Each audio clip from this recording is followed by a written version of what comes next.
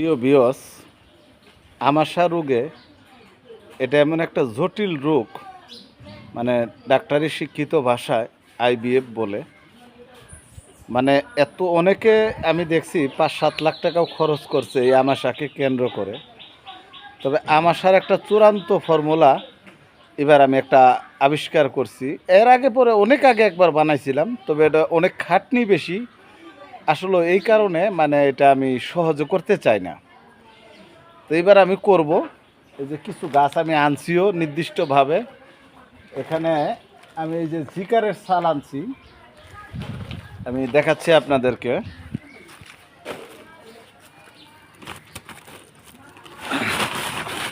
এই গাছটা কিন্তু আবার ডায়াবেটিসেরও মহা ঔষধ। এই গাছটা হলো তেলাকুচার গাছ।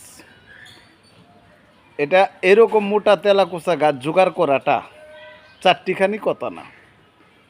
কারণ ওই যে চুলের চেয়ে একটু মোটা বেশি তেলাকুচা গাছ সাধারণত এটাই বেশি পাওয়া যায়। কিন্তু এইরকম মোটাটা সংগ্রহ করাটা এটা খুবই কঠিন কাজ।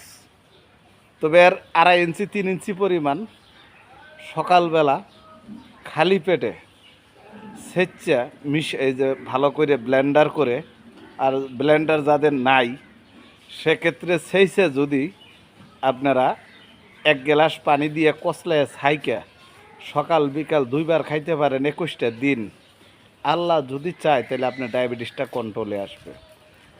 যদি বিষও থাকে ভরা পেটে, দেখবেন যে ভরা পেটে 8-9 নামে আসবে।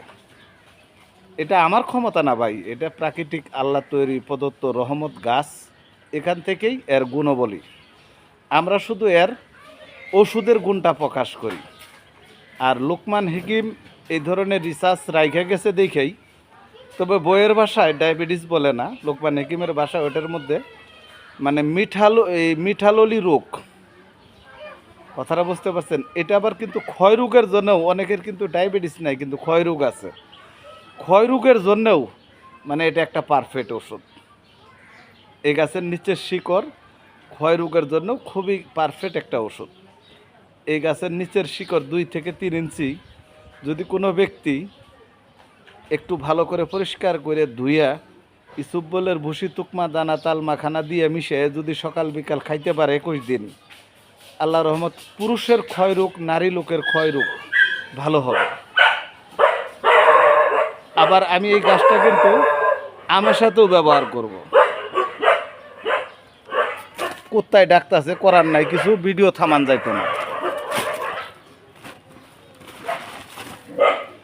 এই গাছটা অবশ্যই আপনারা চিন্তাছেন। এই গাছটা হলো জিকার গাছ। এরকম পুরাতন বাত্তি জিকার গাছ লাগবে। এখন আবার আমি রাজিন্দাপুর রওনা দিব ভিডিওটা পোস্ট করে আপনাদের উদ্দেশ্যে। কিছু কাঁচা ওজনের ছাল আনবো, আর 2টা গাছ বাকি আছে, আইনা আপনাদের সাথে অ্যাটাচ করে আরেকটা ভিডিও দিব। তবে রুবেল ভাইয়ের এই সেবামূলক ভিডিওগুলো যদি ভালো লাগে দেখে ফলো দিয়ে পাশে থাকতে পারেন। ভিডিও শেয়ার লাইক করে, আর কিছু জানার থাকলে কমেন্টে অবশ্যই লিখবেন, ভালো কমেন্ট করবেন, আমি অবশ্যই রিপ্লাই করে দেব।